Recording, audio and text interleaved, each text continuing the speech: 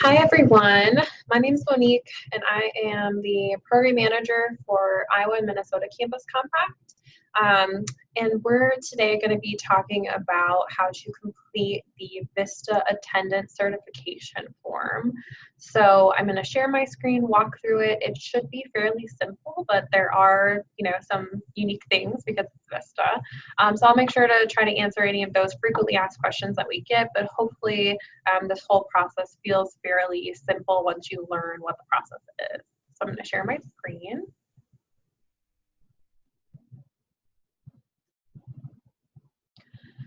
All right, so you should have already received a link from me or a calendar invitation that will bring you here.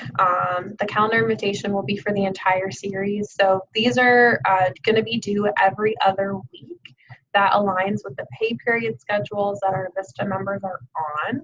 And so just know our VISTA members will be submitting timesheets. I say timesheet, but I really mean they're submitting a summary of their participation in the VISTA program to us in a different process.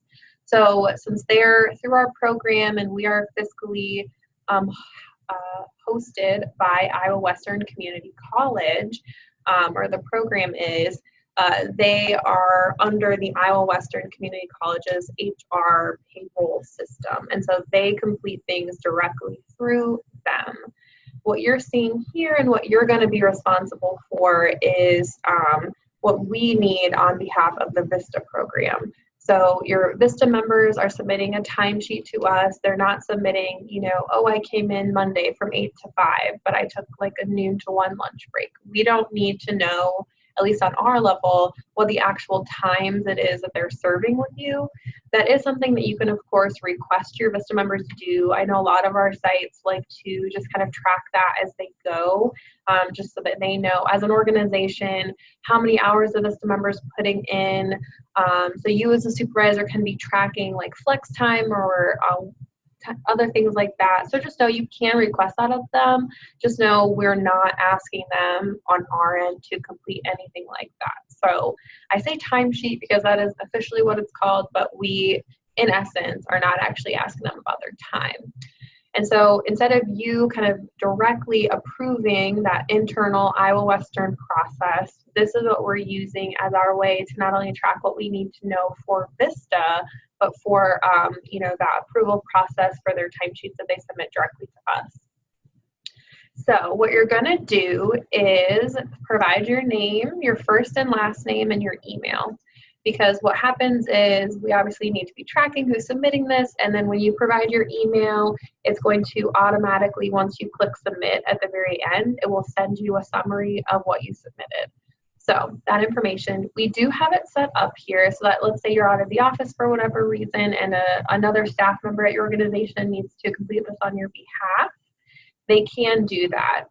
There's no issues with that. The only thing here is that your VISTA member cannot submit this certification on their own behalf, right? So I can't say that, I approve my own timesheet. That's essentially what a VISTA member would be doing if you ask them to submit this. So it has to be another staff member at your organization. It cannot be another VISTA. It can't be the VISTA who you're reporting on, nothing like that. It has to be a staff member, okay? So then you would just click yes if that were the case.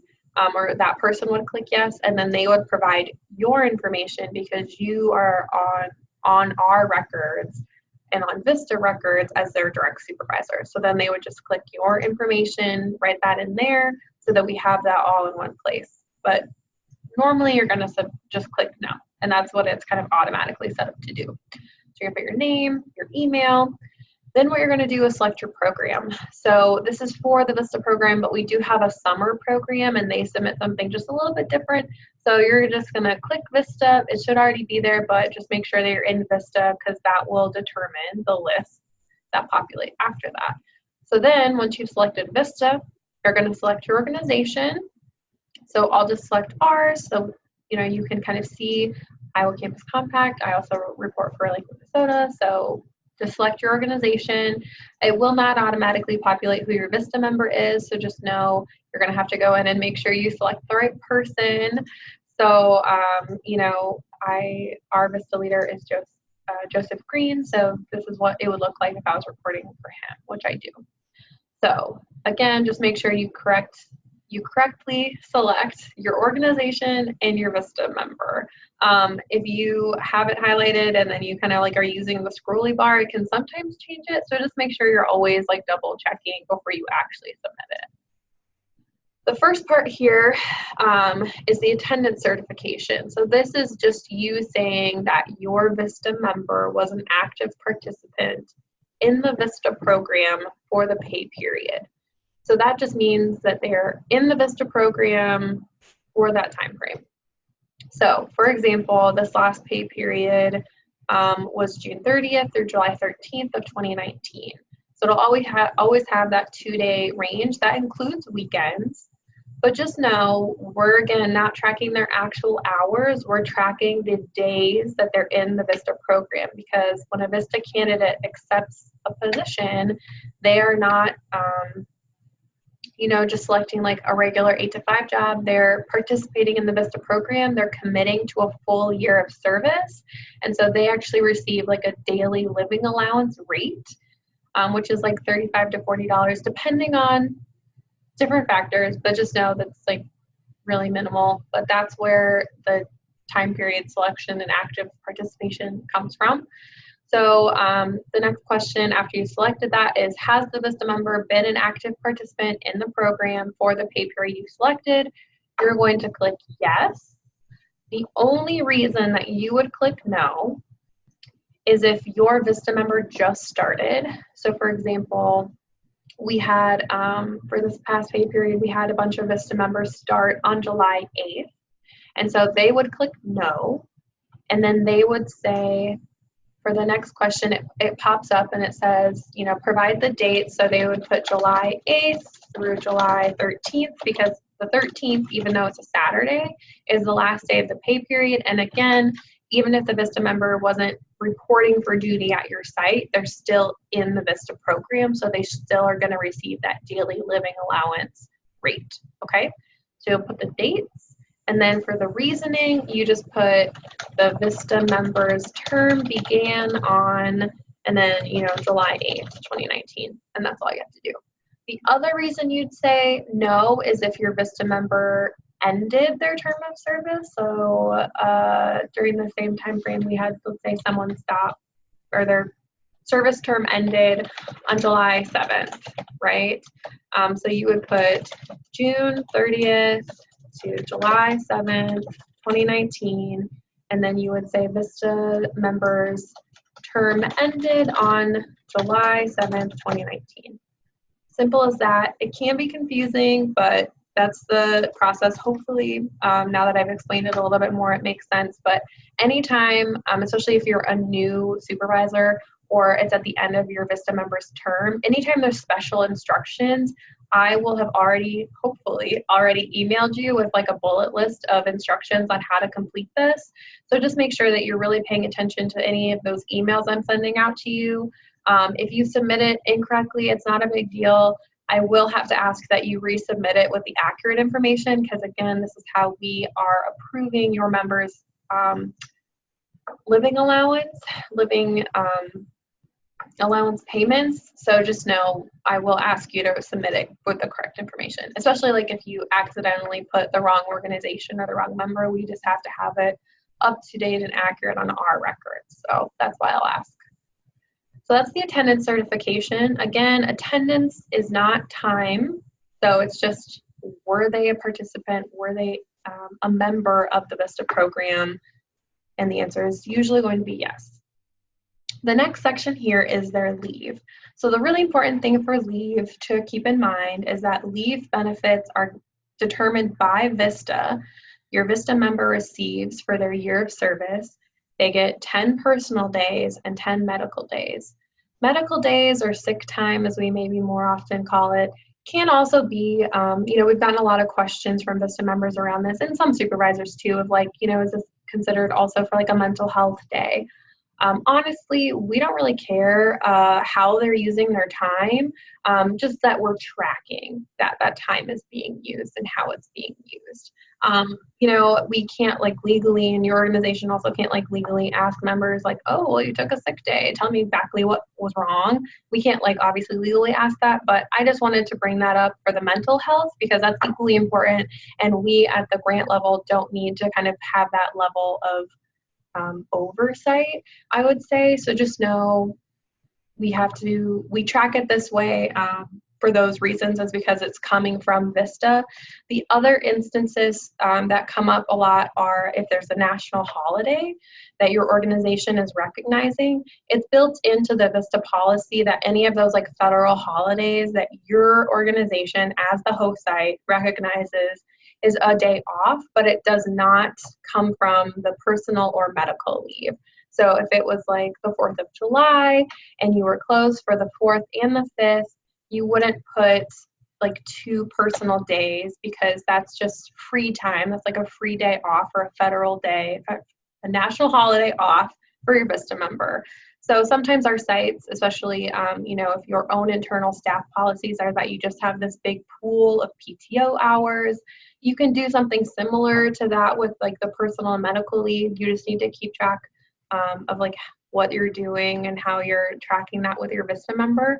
That would not, however, work for, you know, including those national holidays into that time. So even if your site, if your organization, you know, from that big pool of sick and personal time, it also includes federal holidays or any other holidays that you recognize, that is not something that's going to translate to this experience for VISTA because, again, VISTA determines the leave benefits, your organization does not.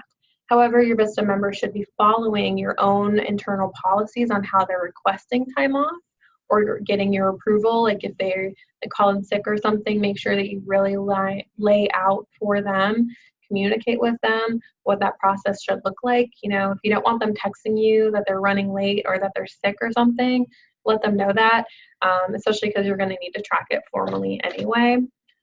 So that's the leave and medical leave, personal and medical leave.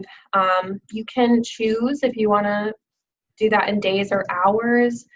VISTA policy states 10 days, but sometimes it's easier for you and your member to track it by hours. We don't have a preference as long as at the end of your VISTA's term, they were able to fully utilize their VISTA leave benefits, which again is 10 personal days and 10 medical days, so a total of 20 days. That's all we need to know. So you can change it each time. It should automatically be set at days, I think. I don't remember. These last things, so file uploads is only something you need to provide if you enter any days or hours for the leave benefits. So we don't have a specific form that you should be using.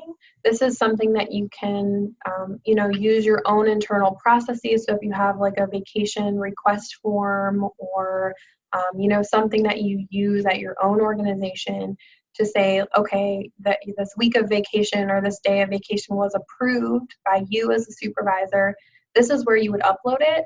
And that's just really important for us because if your VISTA member is, you know, for some reason goes through all of their days and then there's like an emergency that comes up, like a family or a medical emergency or stuff like that, we have to be able to document and prove to VISTA or our program officer really that all of their days have been used, especially like, let's say there's a medical emergency and they've used all of their days, but they need an additional 5 days.